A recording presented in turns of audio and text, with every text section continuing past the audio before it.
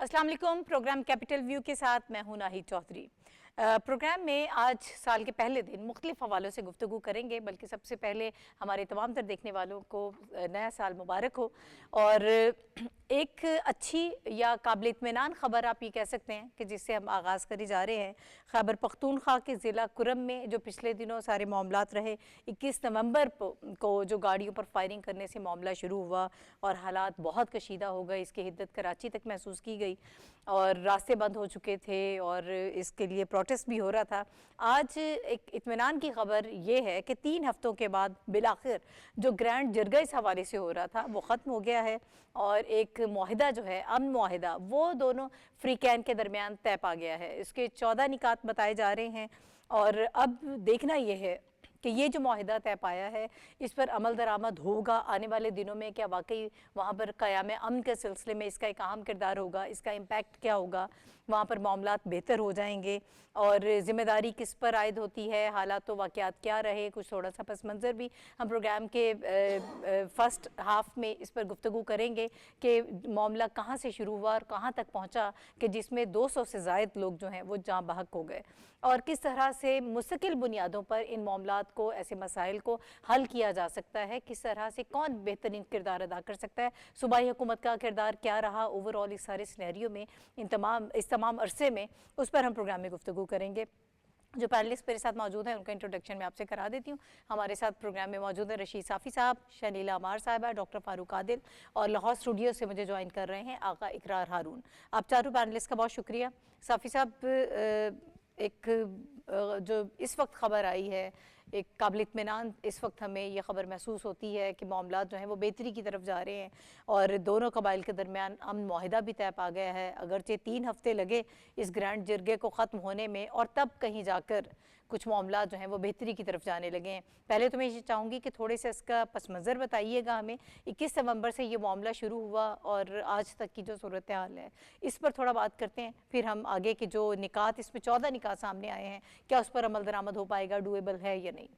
شکریہ ناہید۔ سب سے پہلے تو آپ کو اور ساتھی پینلسٹ اور تمام دیکھنے والوں کو نئے سال کی خوشیاں مبارک ہو، اور جو آپ نے سوال رکھا ہے پہلا، تو وہ اس حوالے سے بھی یہ نئے سال کی ایک اچھی خبر ہے ضلع کرم کے عوام کے لیے، کیونکہ 21 نومبر سے لے کر تاحال ان پہ جو گزر رہی ہے، وہ لوگ جو وہاں پہ محصور ہے، وہاں پہ جو متاثر ہے، وہ لوگ وہ سختیاں جانتے ہیں، ہم الفاظ میں اس کا احاطہ نہیں کر سکتے، لیکن دیر آئے درست آئے۔ آج جو کوہاٹ میں امن جرگہ ہوا جس میں فریقین، آپ نے خود بتایا کہ 14 نکات پہ اگریڈ ہوئے ہیں، اور اب یہ توقع پیدا ہوئی ہے کہ وہاں کے عوام کا سب سے بڑا مطالبہ امن کی بحالی، سڑکوں کا اوپن ہونا آمد و رفت کے لیے، کیونکہ ہنگو اور پارچینار روڈ کافی مدت سے بند ہے، ہسپتالوں میں ادویات کی قلت ہے، کھانے پینے کی اشیاء، وفاقی حکومت کی مہربانی منت، وہ جو وزیر اعظم صاحب نے اپنے کیبنٹ ڈیویژن کا جو ہیلی کاپٹر مختص کیا ہے اس کے ذریعے تو کچھ نہ کچھ سپلائی کی جا رہی ہے، لیکن ظاہر ہے کہ بہت بڑی آبادی ہے اور وہ صرف ان چھوٹے اقدامات سے ان کی تشفی اور تسلی نہیں ہو سکتی تھی۔ تو یہ جو جرگے کی جو کامیابی ہے، اور کمشنر کوہاٹ اور باقی فریقین نے، جو دونوں فریقین نے اس بات کی تصدیق کی ہے کہ یہ امن جرگہ کامیاب ہوا ہے، تو ہم یہ توقع کر رہے ہیں کہ 21 نومبر سے جو بے گناہوں کا وہاں پہ خون بہا اور وہاں پہ جو مسلسل بدامنی رہی، اس میں کچھ بہتری آئے گی، امن بحال ہوگا، رستے کھلیں گے اور زندگی بحال ہوگی۔ دیکھیں، مذاکرات اور جرگہ ہی ہمیشہ سے ان قبائلی علاقوں میں تصفیے کا سبب بنے ہیں۔ آج بھی جرگے نے یہ فیصلہ کر کے یہ جو اقدام کیا ہے قابل تحسین ہے۔ ہماری دعا ہے کہ یہ جرگہ کامیاب ہو، کرم ایجنسی پہ جو گزری ہے اس وقت وہ دوبارہ نہ ہو، کیونکہ وہاں پہ ہر وقت حالات ایسے ہوتے ہیں کہ دو فریقین کے بیچ میں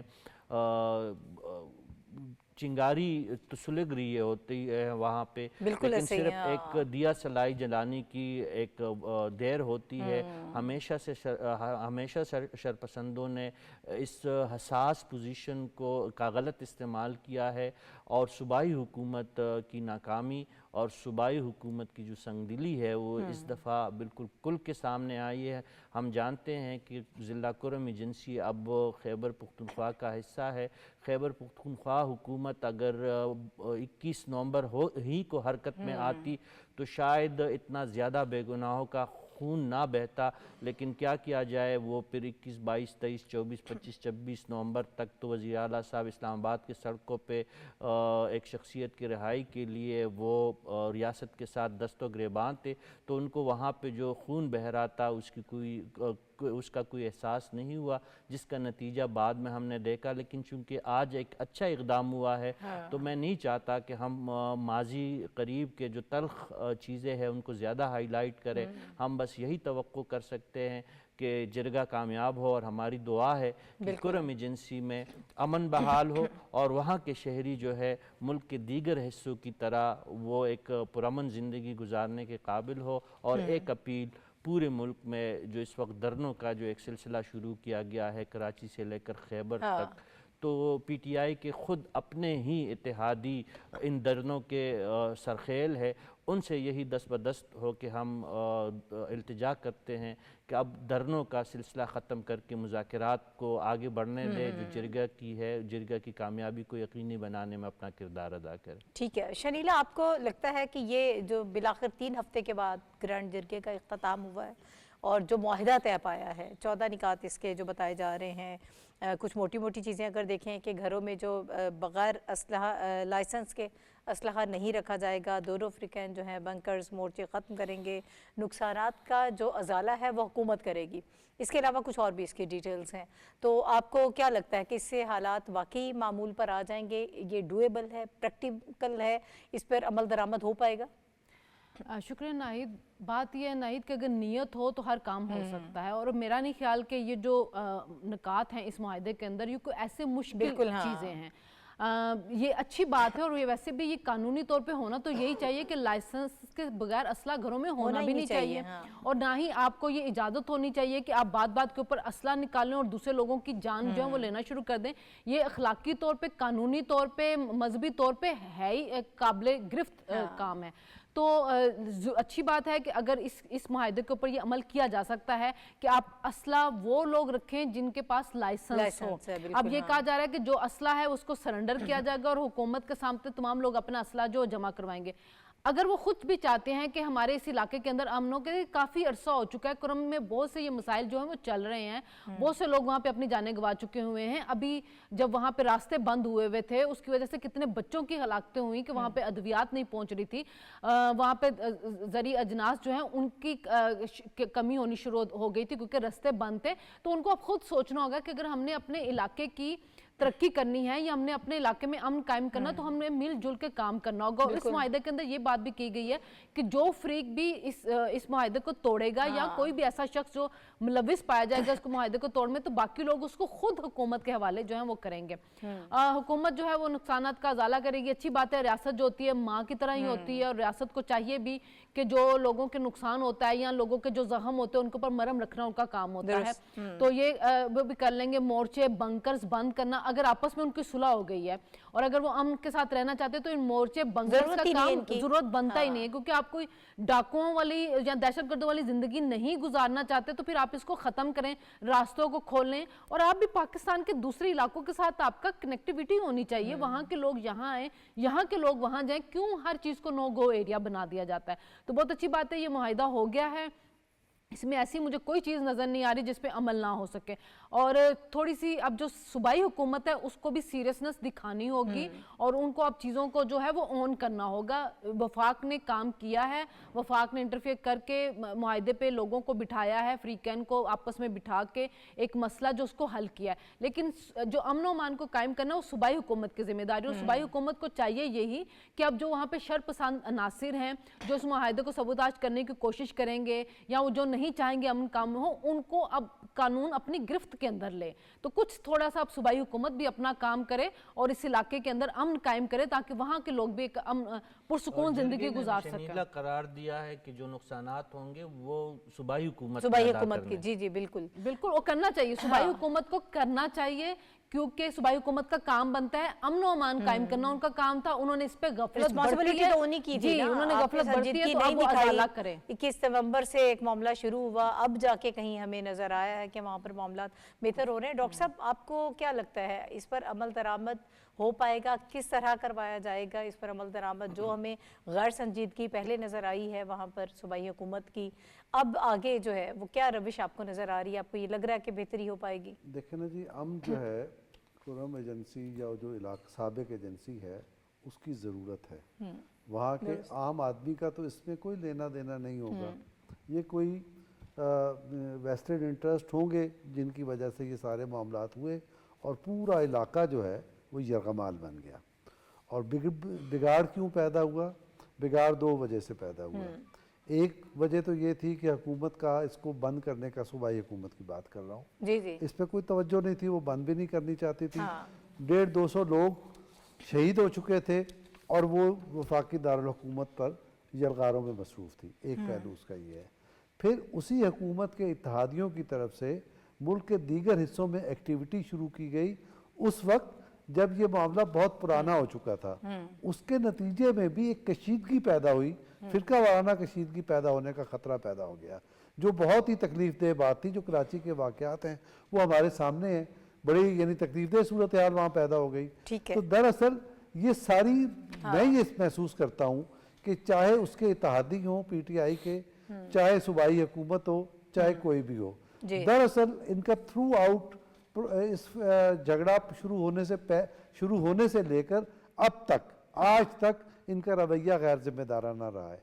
अगर वफाकी वज़ीर दाखिला पेशावर ना पहुँचते, अगर इसमें सिक्योरिटी फोर्सेस न मुतहर्रिक होती, वफाक इसमें दिलचस्पी न लेता, तो ये नौबत नहीं आनी थी। मैं ये समझता हूँ और मेरी एक तजवीज़ भी है। एक तो ये कि जैसे आपने वहाँ जिरगे का मुआहदा करा दिया, रिटर्न मुआहदा हो गया, इसको इसकी हिफाजत करनी चाहिए और इसकी हिफाजत के लिए एक मुस्तकिल निज़ाम कायम कर देना चाहिए जो मकामी लोगों पर मुश्तमिल हो, जिसमें स्टेक होल्डर्स भी हो और आम आदमी का नुमाइंदा भी हो और उसमें इंतज़ामिया का भी उसमें अमल दखल हो। तो एक तो ये उसकी निगरानी का इंतज़ाम है। लेकिन इससे बड़ा एक इंतज़ाम करने की ज़रूरत है। जैसे एक पैगाम पाकिस्तान के नाम से एक बहुत बड़ा मुआहदा हुआ हमारे यहाँ। जी जी बिल्कुल। उस मुआहदे में ये कहा गया था कि हम पाकिस्तान में या पाकिस्तान के बाहर भी मुसलमानों के मुख्तलिफ मकातब फ़िक्र को इस्लाम के ऐन मुताबिक समझते हैं, हम उससे बाहर नहीं समझते। तो इस मुआहदे की एक्सटेंशन होनी चाहिए और इस पे इन लोगों को बिठा के इत्तेफाक राय कराना चाहिए कि ना आइंदा इस मौजू पे कोई शरारत करेगा और ना इस मौजू को लेकर पूरे मुल्क में हम फैलेंगे ताकि फिरका वाराना कशीदगी फैले।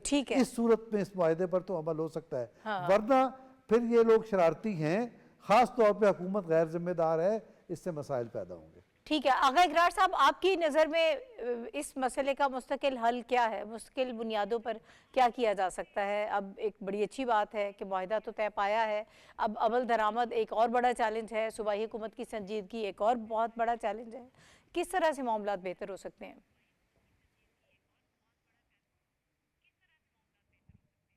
बहुत शुक्रिया नाई साहिबा। बात यह है कि ये ना ये पहली दफ़ा हुआ है और ये एक कांस्टेंट एक प्रॉब्लम है कुरम एजेंसी की। और जो मेजर इशू है, जब तक आप डिमार्केशन ऑफ लैंड नहीं प्रॉपर करेंगे, ये मामला किसी वक्त ट्रिगर आउट होता है, क्योंकि ये बड़ा कॉम्प्लेक्स है। ये सेक्टेरियन कम लैंड डिस्प्यूट है। तो लैंड जो डिस्प्यूट है उसको बहरहाल आपको ख़त्म करना पड़ेगा। और टेक्निकली अगर देखा जाए तो ये सिर्फ 21 नवंबर के बाद की बात नहीं। अगर सीज देखी जाए तो ये आज 87वां दिन था आज, क्योंकि वो जो 21 वाला वाक़या है वो तो एक वाक़या ऐसा है कि जो प्रॉपरली इंटरनेशनली रिपोर्ट हो गया। लेकिन अगर आप देखा जाए कि दोनों जो फ्रीकैन थे वो मोर्चा बंद जो है वो तकरीबन उनको आज 87वां डे हो गया। और इसमें 112 बच्चे जो हैं वो सिर्फ और सिर्फ मेडिसिन ना मिलने की वजह से उनकी जानें गई हैं। और अगर प्राइम मिनिस्टर साहब इमीडिएटली इंटरवेंशन करके और पंजाब गवर्नमेंट इंटरवेंशन ना करती और दोनों जो है उनको फूड सप्लाईज ना देते और मेडिकल सपोर्ट ना देते, तो प्रोविंशियल गवर्नमेंट ने तो कुछ नहीं किया था। देखिए ये हकीकत हमें माननी पड़ेगी। ये इसलिए मैं नहीं बात कर रहा हूँ कि शायद वो उसमें प्रोविंशियल गवर्नमेंट पीटीआई की, तो मैं कह रहा हूँ नो, कोई भी होती, आप पूरा इनको उठा के देख लें, डे बाय डे आपने इसको कवर किया है, तो जो आपको साफ साफ नजर आ रहा है कोई इंटरेस्ट ही नहीं था प्रोविंशियल गवर्नमेंट का। और दूसरी बात यह है कि मैं फिर यही कहूंगा कि आपका ये एडमिनिस्ट्रेटिव फेलियर है कि आप अभी तक लैंड डिस्प्यूट जो है वो ये डिबार्केशन नहीं हो सकी है।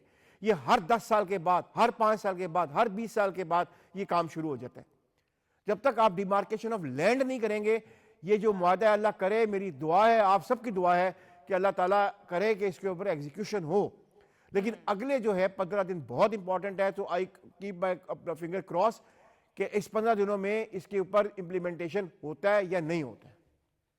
ठीक है, ऑब्वियसली इस पे काम करने की ज़रूरत है और जो सूबाई हुकूमत है उसको संजीदगी दिखाना बहुत ज़रूरी है ताकि इस तरह के मामलात को बेहतर तरीके से टैकल किया जा सके और जब ये मामला शुरू होता है उसी वक्त इसको ख़त्म किया जा सके। अब ये जो मुआहदा हुआ है, हम उम्मीद करते हैं कि इस पर अमल दरामद भी होगा और इससे मामला जो हैं वो बेहतर भी होंगे।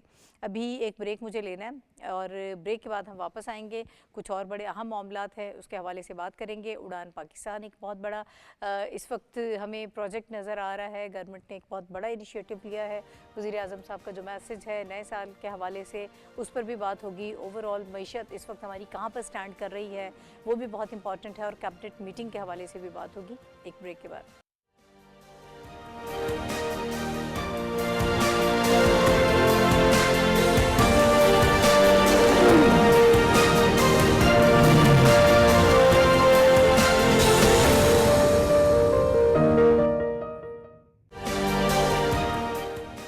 प्रोग्राम में एक मरतबा फिर आपको खुशामदीद कहते हैं और वज़ीर-ए-आज़म शहबाज शरीफ साहब ने साल 2024 को शानदार कामयाबियों का साल करार दिया है।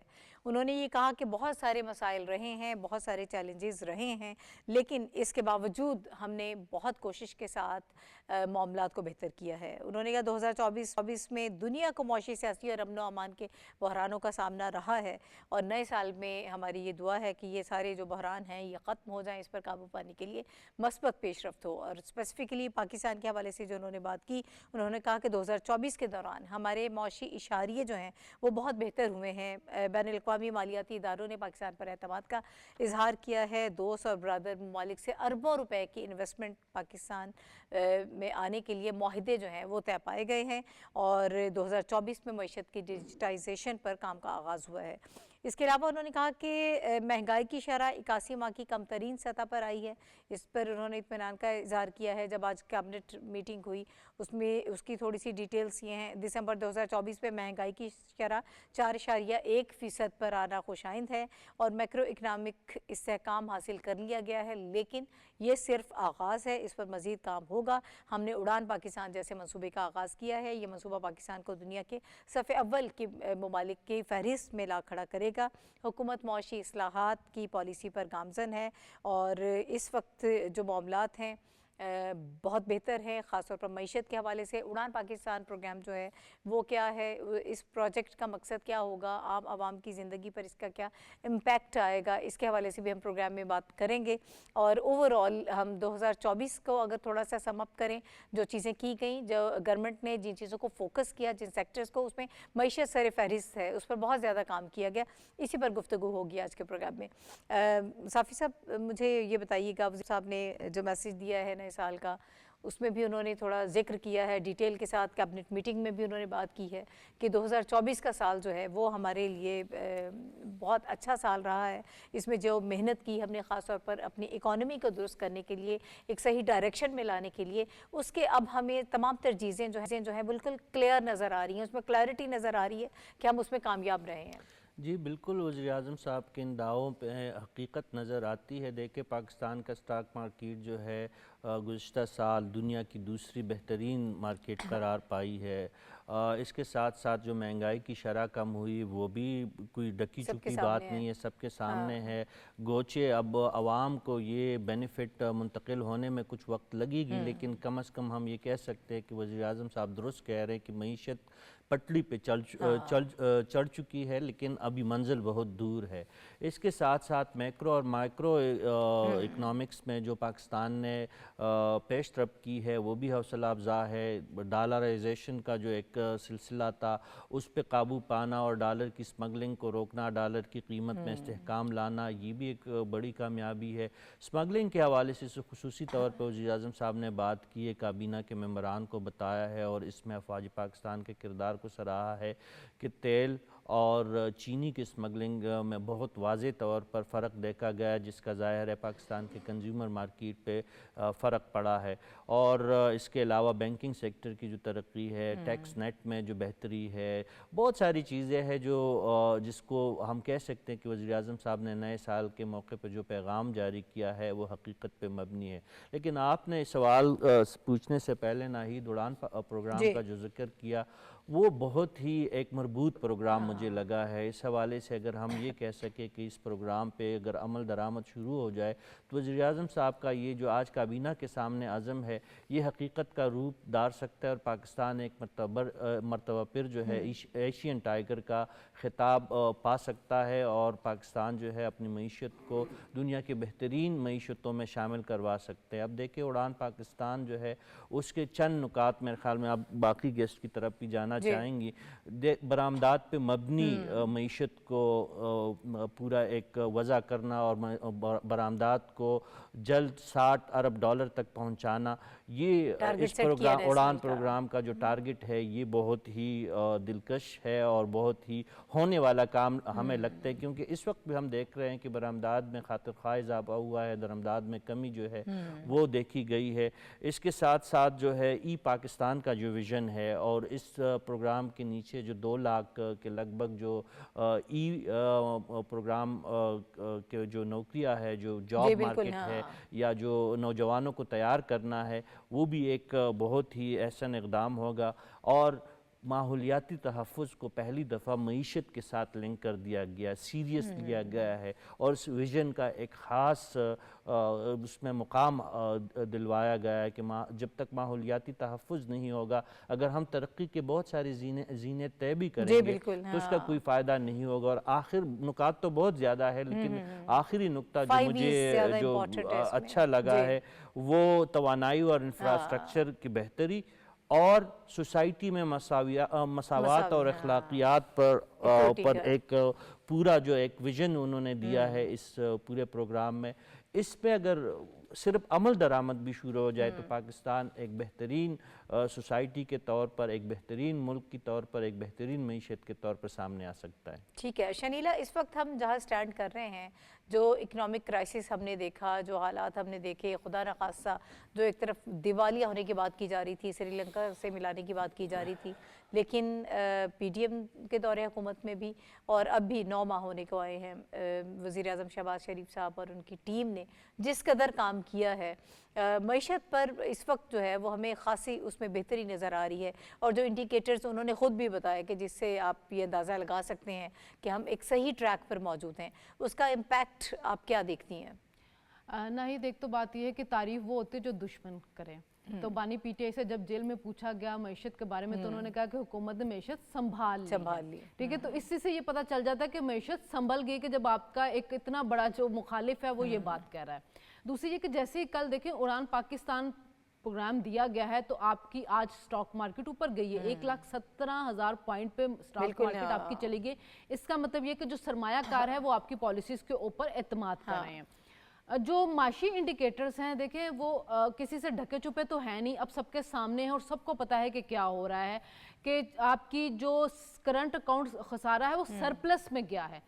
70 لاکھ جو ڈالر ہیں وہ نومبر کے اندر وہ سرپلس کیا ہے، اور یہ بہت بڑی کامیابی ہے۔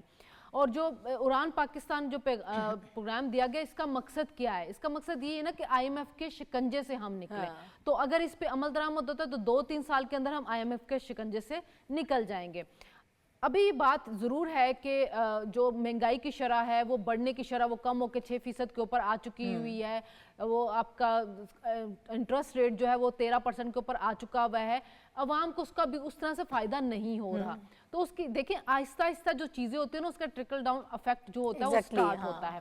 تو اگر حکومت کی جو معاشی پالیسیز ہیں وہ اگر اب پاؤں چلنی شروع ہوگی ہے معیشت، تو اس کو بھاگنے کے لیے یہ کہ پالیسیز کا تسلسل رہے. اگر ملک کے اندر استحکام رہے گا، سیاسی استحکام رہے گا، معاشی استحکام رہے گا، تو پالیسیز کا تسلسل رہے گا، تو آپ کی بیرونی سرمایہ کاری آئے گی، جو کہ اب اڑان پاکستان کے اندر بھی ہے کہ بیرونی سرمایہ کاری کو جی ڈی پی کے 17% تک ہم نے لے کے جانا ہے. پھر اس کے بعد یہ ہے کہ آپ نے اپنی ٹیکس نیٹ کو بڑھانا ہے. جو اس دن ایف بی آر کے چیئرمین بھی کہہ رہے تھے کہ 5% لوگ ہیں جو سب سے زیادہ کما رہے ہیں وہ ٹیکس نہیں دے رہے، اور وہ ٹیکسوں کی چوری ہو رہی ہے. تو اب اس دفعہ بھی جو ٹیکس کا ٹارگٹ سیٹ کیا گیا وہ پچھلے سال سے 40% زیادہ رکھا گیا. اگر آپ کا ٹیکس نیٹ بڑھے گا تو آپ وہ جو لوگ جنہوں ٹیکس دیں گے پھر اس کا فائدہ بھی عوام کو ہوگا. اس وقت جو عوام کو مشکل ہے وہ ہے آپ کی توانائی کے جو بلز ہیں وہ بہت زیادہ ہیں، گیس کے، بجلی کے. حکومت اس کے اوپر بھی کام کر رہی ہے. جو پاور پلانٹس کے جو منصوبے نئے شروع بھی کیے جا رہے ہیں، جو پرانے ہیں ان کو ختم بھی کیا جا رہا ہے، ان کو ریوائیو بھی کیا جا رہا ہے تاکہ عوام کو اس کا فائدہ پہنچنا شروع کرے. معاشی پالیسیز بہت اچھی ہیں حکومت کی، بس وہ مستحکم رہیں، ان کو چلنے دیا جائے. تو 2-3 سال کے اندر اگر ہم آئی ایم ایف کے شکنجے سے نکلیں گے بہت فرق پڑے گا، کیونکہ آئی ایم ایف کی وجہ سے ہمیں بہت سی پالیسیز اپنی سخت رکھنی پڑتی ہیں، ہم عوام کو اس طرح سے ریلیف نہیں دے پاتے. ضروری ہے، ہاں جی، ضروری ہے کہ ہماری برآمدات بڑھے، ترسیلات زر بڑھے، ہماری آئی ٹی سیکٹر بڑھے، اور اس کے جو ڈالر ملک کے اندر سرمایہ کاری بڑھے، ڈالر ملک کے اندر آنے شروع ہوں گے. آپ کو آئی ایم ایف کے پاس نہیں جانا چاہیے گا، آپ عوام کو ڈائریکٹ اس کا فائدہ دیں گے. تو وہ آنے والے دنوں میں نظر آ رہا ہے کہ ابھی اسی ٹریک پہ اگر معیشت چلتی رہی تو 2-3 سال کے اندر بہت زیادہ فرق پڑ جائے گا. ٹھیک ہے ڈاکٹر صاحب، ہم اڑان پاکستان کے حوالے سے میں چاہتی ہوں کہ ذرا تھوڑی سی ڈیٹیلز مزید ہم شیئر کر لیتے ہیں. ای پاکستان کی جو ہم بات کر رہے ہیں وہ بہت امپورٹنٹ ہے. ہم 60% سے زائد ہمارے پاس یوتھ بلز موجود ہے. اگر ہم ان کو انگیج کرتے ہیں، ای کامرس کی طرف جاتے ہیں، دیہاتوں میں رہنے والے بھی جو ہمارے لوگ ہیں، جو ہمارے نوجوان ہیں، وہ بھی جابس حاصل کر سکتے ہیں. جاب کریشن کا بہت بڑا ایک جو ہے سلسلہ، کافی اس میں وسعت ہے، کشادگی ہے، ہمیں اس میں مل سکتا ہے. اوور آل اس کو کیسے دیکھ رہے ہیں؟ 5 ایز ہیں، اس کو کیسے آپ ایلیبریٹ کریں گے؟ اچھا، شکریہ نازیہ. بات یہ ہے کہ جتنی تفصیل ناہید، ہاں میں ہو گیا تھوڑا سا سوری. تو یہ جتنی تفصیلات ہیں نا، چاہے اڑان پاکستان کی ہوں یا پاکستان کی اقتصادی جو منظرنامہ ہے اس کی، یہ دونوں تفصیلات بڑی شاندار طریقے سے صافی صاحب نے بھی اور شریرہ نے بیان کر دی ہیں. اب اس میں اضافے کی گنجائش کوئی نہیں ہے. لیکن جو سوال آپ ای پاکستان کا کر رہی ہیں، ای پاکستان دراصل اب جو اکنامک الیکٹرانک معیشت اب ڈیولپ ہو رہی ہے دنیا میں، اسی میں دنیا کا بھی مستقبل ہے اور پاکستان کا بھی مستقبل ہے. اور یہ نہیں ہے کہ ایک منصوبہ اناؤنس کر دیا گیا گورنمنٹ کی طرف سے، نہیں. اس سے پہلے آپ نے یہ سٹی بنائے ہیں اسلام آباد میں، لاہور میں، کراچی میں، اور پاکستان یعنی چاروں صوبوں کے سینکڑوں شہروں میں اس طرح کے کمپلیکسز قائم کیے جا رہے ہیں. ٹاورز بنائے، ای ٹاورز وہ بنائے جا رہے ہیں جس میں لوگوں کو ٹرین کیا جائے گا. اور ٹرین کرنے کے علاوہ جو ادارے ای کامرس پہ آ کے کام کر رہے ہیں اور زندگی کے مختلف شعبوں میں الیکٹرانک کام کر رہے ہیں، ان کو وہاں کام کرنے کی جگہ ملے گی اور وہ ان کو بہت ساری فیسیلیٹیز ہوں گی. تو پہلے اس کا انفراسٹرکچر قائم کیا گیا. اوکے، یعنی گراؤنڈ پہ چیزیں نظر آ رہی ہیں. یس، یہ دیکھیں نا آپ کے یہ ڈی ایچ اے میں اس کا کچھ ہی عرصہ پہلے وزیر اعظم نے اس کا افتتاح کیا. بالکل. تو اسی طرح سے لاہور میں ہے، اسی طرح سے کراچی میں ہے، اسی طرح سے ملک کے دیگر حصوں میں اور دیگر صوبوں میں، حتیٰ کہ آزاد کشمیر اور گلگت بلتستان بھی اس منصوبے میں شامل ہے. اس کے یہ جو اتنی بڑی تعداد بتائی گئی ہے کہ وہ اس پہ جاب کریٹ ہوں گے، اس کی وجہ یہ ہے کہ اس کا پہلے انفراسٹرکچر بنا لیا گیا ہے. اور انفراسٹرکچر بنانے کے ساتھ دنیا کی جو بڑی الیکٹرانک کمپنیاں ہیں، الیکٹرانکس سے مراد الیکٹرانک ڈیوائسز نہیں، ای کامرس کی بات ہو رہی ہے، اور ای کی یعنی اس کی بات ہو رہی ہے، انٹرنیٹ کی بات ہو رہی ہے. تو اب 5G بھی آپ کے یہاں آ رہا ہے، اور آپ کے یہاں ایک نئی کیبل بھی بچھ رہی ہے، اور جو آپ کے مسائل ہیں اس کو بھی ہینڈل کیا جا رہا ہے. ٹھیک ہے، اس کے ذریعے ہم اس کو آگے بڑھائیں گے. لیکن تھوڑی سی بات ہمیں اڑان پاکستان کی بھی کرنی چاہیے. جب یہ حکومت اقتدار پہ آئی تو اس کے سامنے 3 چیلنج تھے. ڈیفالٹ سے بچنا، نمبر 2 اقتصادی حیثیت مستحکم کرنا ملک کی اور اس کے بعد عوام کو ریلیف دینا. اب آپ یہ دیکھیں کہ یہ مرحلہ وار آپ تیسرے مرحلے پر آ کے کھڑے ہو گئے ہیں اور عوام کو آپ نے کیا ریلیف دیا ہے. مہنگائی جو ہے ابھی شریلا نے 6% کا کہا, یہ 4.9% ہو گئی ہے 38 سے. اچھا اب جو ایک سوال ہے عام آدمی کی طرف سے, یہ بھی ابھی ذکر ہوا کہ دیکھیں ریٹس تو وہی کے وہی ہیں. اچھا کبھی کبھی کو لوگ مان بھی لیتے ہیں. کل میں واکس پاپ دیکھ رہا تھا ٹیلی ویژن پہ, تو کہہ رہے ایسا نہیں دالوں کی تو قیمت کم ہوئی ہے, اچھا خوردنی تیل کی بھی قیمت کچھ کم ہوئی ہے. اس طرح کی بہت بات تسلیم بھی کر لیتے ہیں. لیکن پرابلم یہ ہے یہ جو ذرائع ابلاغ کا کہ وہ ان سٹیک ہولڈرز کو بلا کے یہ بات کرتے ہیں جو حکومت کے مخالف ہوتے ہیں, وہ سچ نہیں بولتے. اس میں ایک پہلو تو اس کا یہ ہے. دوسرا یہ ہے کہ دیکھیں یہ جو مہنگائی 38 سے کم ہو کر 4.9 پہ آئی ہے, اس کا مطلب کیا ہے؟ اس کا مطلب یہ ہے کہ مہنگائی 38% کی شرح سے بڑھ رہی تھی, اس کو بریک لگائی گئی ہے. راکٹ کی رفتار سے اڑ رہی تھی, اس کو بریک لگا کے 4.9 پہ لایا گیا ہے. 4.1 کا ہے وزیر اعظم صاحب نے دسمبر 2024 میں, یعنی 4.1%. جی اس پہ لایا گیا ہے. اور لانے کے بعد اب جو اگلا پروجیکٹ ہے وہ یہ ہے کہ آپ اس کو ایون پہ لے آئیں اور اس کے بعد اس کو ریورس کر دیں. ٹھیک ہے, تو یہ ان کا ایک ایجنڈا ہے. اس سے عام آدمی کو ریلیف ملے گا. باقی شرح سود میں کمی ہے, تفصیلات زر میں اضافہ ہے, یہ ساری چیزیں جو ہیں ٹھیک ہے, یہ سب انڈیکیٹرز ہیں جو یہ شو کرتے ہیں کہ معیشت جو ہے بحالی کی طرف ہے. مجھے ایک بریک لینا ہے ڈاکٹر صاحب, پھر بریک لینا ابھی تو لیا. ایک بریک کے بعد واپس آتے ہیں. آغا اقرار صاحب گفتگو میں شامل کریں گے اور جن اکنامک انڈیکیٹرز کی بات کر رہے ہیں اس پر گفتگو مزید ہوگی. اس بریک کے بعد ہمارے ساتھ رہیے.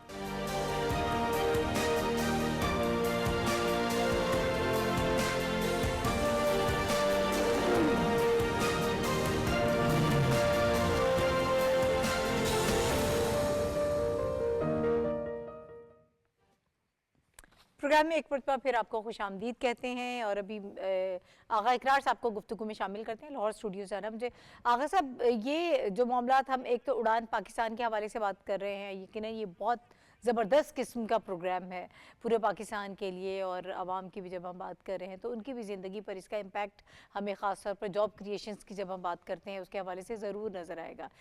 ای پاکستان میں بہت سارے اس کے پہلو ہیں جس میں ہمیں نظر آئیں گی چیزیں. اور اوور آل جو وزیر اعظم صاحب نے بھی میسیج دیا ہے کیبنٹ میں بھی گفتگو کرتے ہوئے جو انہوں نے چیزیں بتائی ہیں, جو اکنامک انڈیکیٹرز کے حوالے سے انہوں نے بات کی ہے, تو وہ تمام تر ہمیں 2024 میں بہت تسلی بخش نظر آتے ہیں.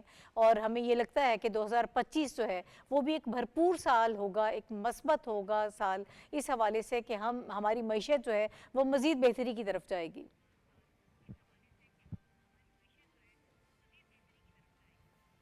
بالکل, دیکھیں اس کو آپ ایسے دیکھیں, اڑان پاکستان ایک آپ کہہ سکتے ہیں کہ اٹ کوڈ بی پاسبل. آپ پہلے دیکھیں SIFC گرین پاکستان انیشیٹو, اڑان پاکستان. آپ نے SIFC کو انسٹال کیا, پھر آپ نے گرین پاکستان انیشیٹو کو انسٹال کیا جس کے تحت آپ نے تقریباً میرے خیال میں 8 لاکھ ایکڑ سے زیادہ زمین جو کہ بنجر پڑی ہوئی تھی ہزاروں سالوں سے, اس سے آپ نے اس سال فصل لے لینی ہے. اور اڑان پاکستان, ان تینوں کو آپ لنک کر کے دیکھیں تو پھر آپ کو واقعی پتہ چلے گا کہ الحمدللہ پاکستان واقعی جو ہے ایک آپ اس کی فلائٹ یعنی کہ نہ صرف پاسبل ہے کہ بلکہ سٹارٹ ہو گئی ہے. 3 سال کا عرصہ رکھا گیا, 3 سال میں آپ نے ٹارگٹ اچیو کرنے ہیں. بات ہو رہی تھی ای کامرس کی, بات ہو رہی تھی ای گورننس کی, وہ آپ نے دیکھیں اس میں ایک ٹیکنیکل ہچ ابھی تک فیس اپنا ہو رہی ہے. اگر آپ ای گورننس کی بات کرتے ہیں تو کچھ ہمارے پروونشل اور فیڈرل ادارے خود بھی ابھی اپنا گورنمنٹ کی طرف نہیں آیا تو ای کامرس کی طرف بھی نہیں آیا. میں ایک چھوٹی سی ایگزامپل دیتا ہوں کہ اگر آپ نے ہاؤس رینٹ جمع کرانا ہے تو آپ کو بینک ہی جانا پڑے گا, آپ نہ اپنے کریڈٹ کارڈ سے کرا سکتے ہیں, نہ آپ آن لائن کروا سکتے ہیں. میں چھوٹی سی بات کر رہا ہوں. آپ نے اگر موٹر ویز پہ ٹریول کرنا ہے اور اگر آپ ٹاپ ان کرنا چاہتے ہیں اپنی جو ہے اس کو پیسوں کو گاڑی اپنا کراس کرنے کے لیے, تو آپ کو 2% دینا پڑے گا اگر آپ نے کارڈ جو ہے وہ سویپ کرنا ہے یا آن لائن کرنا ہے. کیوں دینا پڑے گا, کبھی سمجھ نہیں آ سکی ہے. یہ پہلے گورنمنٹ کو چاہیے کہ اس میں جو اپنی گورنمنٹ کی ای کامرس کی اپنی ہچز ہیں وہ ختم کریں. وہ ڈیفینیٹلی وہ پھر آپ انیشیٹو جو ہے وہ ٹرکل ڈاؤن افیکٹ کرتا ہے. اور اس میں آخری بات میں آپ کو یہ کہوں گا کہ وہ عارفہ کریم ٹاور کی بات بخل میں ڈاکٹر صاحب کر رہے تھے. आरफा करीम टावर पाकिस्तान की तारीख का पहला इनिशिएटिव था जो मियां नवाज शरीफ और मियां शहबाज शरीफ का था, और आप एक रिपोर्ट के मुताबिक आरफा करीम टावर ने पिछले यानी कि जो उसका टाइम है उसमें तकरीबन 30,000 बच्चे वो पैदा किए हैं, यानी कि बच्चे से मुराद है एंटरप्रेन्योर्स जो कि इस वक्त लीड कर रहे हैं दुनिया में ई कॉमर्स को। तो ये ऐसे टावर्स जो हैं उसके आप रिजल्ट इंशाल्लाह देखेंगे विद इन आपको 5 to 10 ईयर्स आना शुरू हो जाते हैं। ठीक है, ऑब्वियसली ये 5 साल प्रोग्राम है, तो इस 5 साल में यकीनन हमें बहुत ज़्यादा इसमें चीज़ें जो हैं वो बेहतर नज़र आएंगी, बहुत इसमें कैपेसिटी है, इसमें काम हो सकता है। बहरहाल आगे बढ़ेंगे। गवर्नमेंट न सिर्फ इस वक्त मुल्क को माशी तौर पर बेहतरी की तरफ लेकर जाने की भरपूर कोशिश कर रही है, इस महाज पर, सिफारती महाज पर हर तरफ से पाकिस्तान को सिक्योर करने की भरपूर कोशिश की जा रही है। इसी तरह जब तक सियासी महाज पर कामयाबी हासिल नहीं होगी, वहाँ पर हमारी मेहनतें जो हैं, जो गवर्नमेंट इस वक्त कर रही है, रंग नहीं लाएंगी, तो मामला जो हैं वो मुश्किल का शिकार रहेंगे, ख़ासतौर पर मौशी मामला जो हैं। इसलिए हुकूमत इस वक्त भरपूर कोशिश कर रही है कि तमाम जो सियासी जमातें हैं वो मिल बैठें और मुज़ाकरात हों, ख़ासतौर पर पाकिस्तान तहरीक इंसाफ के साथ मुज़ाकरात की कोशिश इस हवाले से की जा रही है ताकि मामला बेहतर हो। लेकिन हमें संजीदगी पहले भी पाकिस्तान तहरीक इंसाफ की जानिब से नज़र नहीं आई। 23 दिसंबर को पहला जो है वो बताया जा रहा है कि दौर हुआ था मुज़ाकरात का, ऑफिशियली जो बात हो रही थी, पहले तो इस बात को माना ही नहीं जा रहा था और इसके हवाले से भी बड़े अबहाम थे कि ये मुज़ाकरात होंगे या नहीं। ऐसा एक माहौल जिसकी हम पहले भी बात करते आए हैं वो खैर अभी आज तक भी हमें नज़र नहीं आ रहा है, लेकिन गवर्नमेंट इस हवाले से बहुत संजीदा है। वक्त कम, मैं साफ़ी साहब मैं आपकी तरफ आऊँगी। अभी आपको ये लग रहा है कि जो 2 तारीख को कल मुज़ाकरात जो दूसरा दौर होने जा रहा है, क्या वाकई इससे बर्फ पिघलेगी, मामलात बेहतर होंगे? क्या आज़म साहब ने एक दफ़ा फिर ऑफ़र कर दी है मिसाक़ी मईशत पे और मुफ़ाहमत की, और 2 दिन पहले वज़ीर आज़म साहब ने अपने ख़िताब में उस वक्त का जिक्र भी किया कि इससे पहले भी कई मरतबा जब PTI को मुज़ाकरात की दावत दी गई थी तो उन्होंने हक़ारत से इस दावत को रद्द किया है। अब देर आए दुरुस्त आयद PTI और हुकूमत के दरमियान मुज़ाकरात हो रहे, तो हम यही तवक्को कर सकते हैं, दुआ करते हैं कि कल का मुज़ाकराती अमल जो है उससे कुछ न कुछ राह हमें दिखाई दे। और ज़ाहिर है कल के दिन में तो मुझे नहीं लगता कि कोई बड़ा ब्रेक थ्रू हो जाए, लेकिन अगर फ़रीक़ैन सिर्फ अपने मुतालबात की फ़हरिस्त पे एग्री हो जाए तो ये भी एक बड़ी बात होगी। हम उस बहस में नहीं पड़ते कि बानी PTI ने अपने ट्विटर पे क्या पैगाम दिया, उनके कायदीन फ्लोर ऑफ द हाउस पे हुकूमत के बारे में किस लबो लहजे पे बात कर रहे हैं, या उनकी संजीदगी क्या आलम है। अगर उसमें बात उस तरफ जाएंगे तो शायद फिर हम पे इल्ज़ाम आएगा कि सरकारी TV पे बैठ के शायद हम मुज़ाकरात को सबूताज करने की कोशिश कर रहे हैं। हमारी दुआ है नाहिद कि मुज़ाकराती अमल जारी रहे और चार्टर ऑफ डिमांड पे एक मुश्तरका तौर पर तमाम फ़रीक़ैन का, सियासी जमातों का इत्तेफाक हो और ये मुल्क सियासी इस्तेहकाम की तरफ आगे ठीक है, वक्त कम है, 1-1 मिनट ही होगा सबके पास। शनीला ज़रा अभी ये बताया जा रहा है कि सारी चीज़ें ब्लैक एंड वाइट होंगी, जब ये रिटर्न होंगी ये चीज़ें तो फिर आप पाबंद भी होंगे, जो मुतालबात पेश किए जा रहे हैं वो भी तहरीरी तौर पर दिए जाएंगे। देखिए अच्छी बात है कि मुज़ाकरात पे बैठ गए हैं, और अच्छी बात ये होगी कि ओपोजिशन जो है वो 4 मुतालबा में से 2 से पीछे हट गई, इसका मतलब कुछ लचक दिखाएगी। हुकूमत तो हमेशा लचक दिखाती है, और जो हुकूमत अब भी मुज़ाकरात की तरफ आई है तो वो उनकी कमज़ोरी नहीं, वो चाहते ये है कि मुल्क में इस्तेहकाम हो, हम कहीं ना कहीं बैठ के मामलात को हल करें, क्योंकि हर वक्त इंतशार जो होता है वो मैशत के लिए भी नुकसानदेह है। तो कल जब बैठेंगे उनकी जो रिटर्न तौर पर उनकी जो आएंगे मुतालबा, तो वो ये होगा कि वो ओपन होंगे, सबको पता चल जाएगा कि क्या वो सामने लेके आए हैं, तो कहीं ना कहीं कोई ब्रेक थ्रू हो जाएगा, और वो अच्छा है मुल्क के लिए भी और सियासत के लिए भी। ठीक है डॉक्टर साहब। अच्छा देखिए ना, ख्वाजा आसिफ साहब ने इस पे तशवीश जाहिर की कि ये क्या हो रहा है, और उन्होंने कहा कि ज़रा बच के भी रहना। चक्कर क्या है, ये जो मईशत की तारीफ़ की है ना बानी PTI ने, ये दरअसल एक ताना दिया है उसने अपने कारकुन को कि यार मैंने तुम्हें असाइनमेंट दिया था कि ये काम नहीं होने देना, हो गया ये काम, तो अब मैं तुम्हें टाइम लेके दे रहा हूँ, दोबारा अपने हथियार उठा लो। तो दरअसल इस तरफ ख्वाजा आसिफ साहब ने आपकी तवज्जो मबजूल कराई है और अपनी हुकूमत भी। अच्छा, अब ये जो कहा आज राना सनाउल्लाह ने कहा, और जब से वज़ीर आज़म ने भी कहा काबीना में, कि अगर मिसाक़े मईशत पर समझौता हो जाता है तो इसका मतलब ये है कि चीज़ें आगे बढ़ पड़ेंगी। ठीक है, अब ये बुनियादी बात है ये, अगर इस पे आके ये मुआहिदा करते हैं और चीज़ें तय हो जाती हैं تو پھر بہت ساری چیزیں اسموتھ ہو جائیں گی. ٹھیک اور ہے. اگر یہ نہیں ہوتا تو اس سے یہ ثابت ہو جائے گا کہ وہ مذاکرات نہیں کرنا چاہتے تھے. ٹائم گیننگ اسٹریٹجی ہے یہ. ٹھیک ہے, چلیے پازیٹیو سوچتے ہیں. اقرار صاحب 1 منٹ آپ کے پاس, آپ کو کیا لگتا ہے کیا ہونے جا رہا ہے؟ سنجیدگی نظر آئے گی ہمیں؟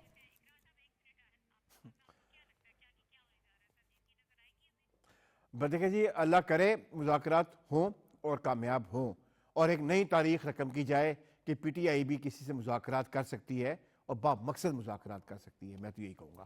کل تک میں اپنے I keep my finger cross. ٹھیک ہے, یہ obviously ہم سب یہ چاہتے ہیں کہ یہ جو اس وقت ڈائلاگس ہیں اس کا معاملہ آگے بڑھے, اور خاص طور پر ملک میں سیاسی استحکام ہونا چاہیے. معیشت ہماری اس کے ساتھ جڑی ہوئی ہے. حکومت جو ہے وہ بڑا سینسیبلی ان ساری چیزوں کو ڈیل کر رہی ہے اور بہت سنجیدگی کا مظاہرہ کیا جا رہا ہے تاکہ معاملات کو بہتر کیا جائے. کب تک یہ اس قسم کی چیزیں چلتی رہیں گی؟ آخر میز پر بیٹھ کر بات کی جائے. اب پاکستان تحریک انصاف کس طرح سے ان معاملات کو آگے بڑھاتی ہے یہ وقت کے ساتھ ساتھ پتہ چلے گا, بلکہ کل 2 تاریخ کو جب یہ نیگوسیشنز کا معاملہ آگے بڑھے گا, ان کے مطالبات سامنے آئیں گے, تو وہیں سے اندازہ ہو جائے گا کہ وہ اس معاملے میں کتنے سنجیدہ ہیں. رشید صافی صاحب, شانیلا عمار صاحبہ, ڈاکٹر فاروق عادل صاحب, آغا اقرار ہارون صاحب پینل کا حصہ تھے. حضرات کا بہت شکریہ. پروگرام کا وقت ختم ہو گیا اور اجازت دیجیے, اگلے ہفتے آپ سے دوبارہ ملاقات ہوگی. اللہ حافظ.